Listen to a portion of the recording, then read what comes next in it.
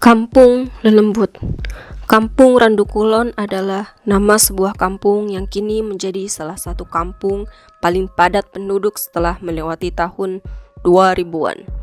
Namun, dahulu sebelum masa pendatang berdatangan dan menghuni lahan di kampung ini pernah menyimpan beribu cerita misteri. Malam itu, hujan rintik-rintik. Sudah 3 hari berturut-turut hujan turun di kampung ini. Pos ronda terlihat sepi. Tidak ada orang yang akan mau, apalagi repot-repot pergi berjaga di kampung dengan kondisi dingin disertai hujan seperti ini. Hal itulah yang dipikirkan oleh Mbah Gimon.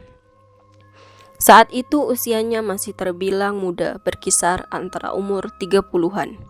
Kaget bercampur penasaran, karena di pos ronda yang jaraknya hanya berkisar beberapa meter dari rumah Mbah Gimon, ada seseorang yang tengah duduk di sana, sendirian dengan pencahayaan lampu Patromax yang menyala-nyala. "Siapakah gerangan?" kata Mbah Gimon dalam hati. Namun rasa penasaran itu ditepis begitu saja, karena yang tersirat dalam pikiran Mbah Gimon hanyalah mungkin anak muda yang sedang mencari angin, atau mungkin orang yang berteduh dari rintiknya hujan sembari menikmati suasana. Anehnya, kejadian ini terjadi berkali-kali setiap malam dikala hujan turun dan tidak ada warga satupun yang pergi keluar. Selalu saja ditemui sosok itu tengah duduk sendiri. Karena rasa penasaran yang semakin lama semakin menggunung, maka malam itu ketika hujan turun kembali, ditemuilah sosok itu.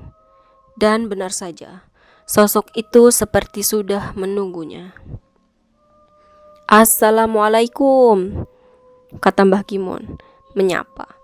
Rupanya yang ada di hadapannya adalah seorang pemuda tanggung, lebih muda dari Mbah Gimon saat itu.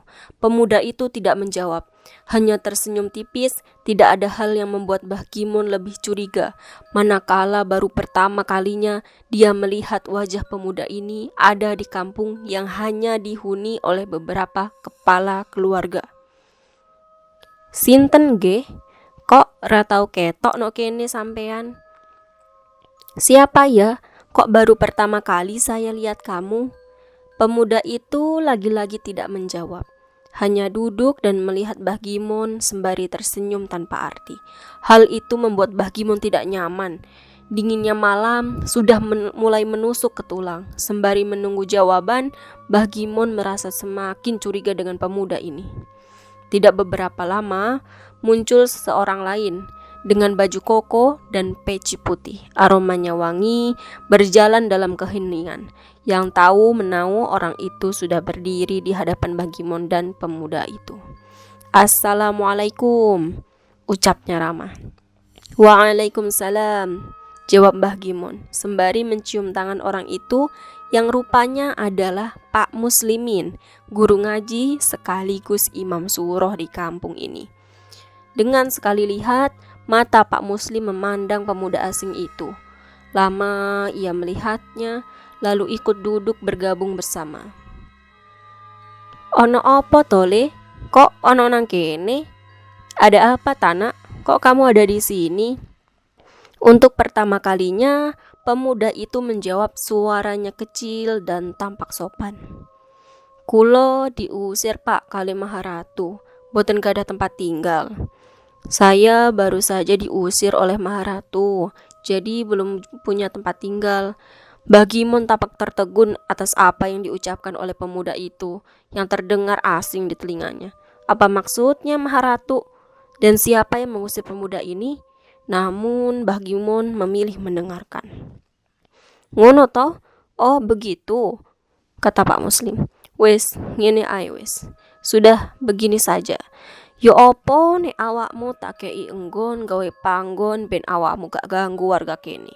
Bagaimana kalau kamu tak kasih tempat tinggal, biar kamu tidak mengganggu warga sini?" kata Pak Muslim. Mbah Gimon masih terlihat bingung.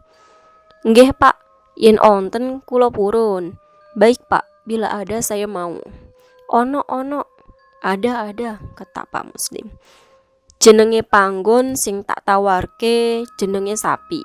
nama tempat tinggal yang tak tawarkan itu sapi. Mbah Gimon tambah bingung dengan ucapan Pak Muslim. Sebenarnya apa yang sedang dibicarakan oleh Pak Muslim dan pemuda asing ini? Kenapa membahas sapi dan lain sebagainya? Rupanya tidak beberapa lama terdengar suara langkah kaki mendekat. Mbah Gimon serta Pak Muslim juga pemuda itu memandang kemana suara itu terdengar. Rupanya Mbak Pah, istrinya Pak Muslim yang baru saja datang. Aduh Pak, niki loh, tak pendetno payung, khawatir sampean durung mulai. Aduh Pak, ini loh tak bawakan payung. Saya khawatir Bapak belum juga pulang dari tadi. Dan tiba-tiba pemuda itu berdiri lalu berujar dengan senyuman di wajahnya.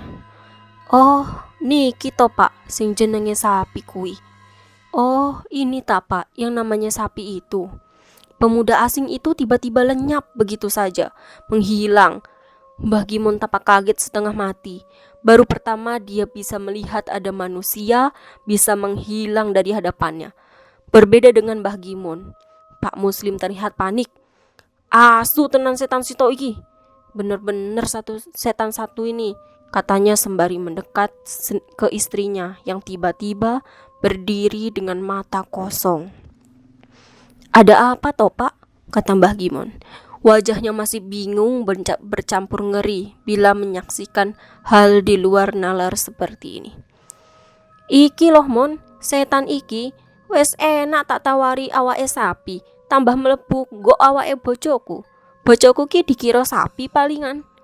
Ini loh Mon, setan yang satu ini sudah enak tak tawari badan sapi, malah masuk ke badannya istriku. Apa dikira istriku ini sapi? Setan opo toh Pak? Setan apa tah Pak? Loh, jadi awakmu ra eruh tah? Sopo arek lanang mau iku? Loh, jadi dari tadi kamu nggak tahu anak lelaki yang nemani kamu dari tadi di sini? Mbah Gimon menggelengkan kepalanya. Iku ngono, kok menungso Mon. Iku pocong tekan pabrik gula iku. Itu tadi yang menemani kamu bukan manusia. Itu pocong dari pabrik gula yang ada di sana. Kaget, Mbah Gimon tampak pucat. Pak Muslim pun pergi dengan membawa istrinya pulang. Entah apa yang akan dilakukan Pak Muslim untuk mengeluarkan pocong itu dari tubuh istrinya. Karena setelah itu Mbah Gimon berlari pulang dan mencoba melupakan apa yang baru saja terjadi.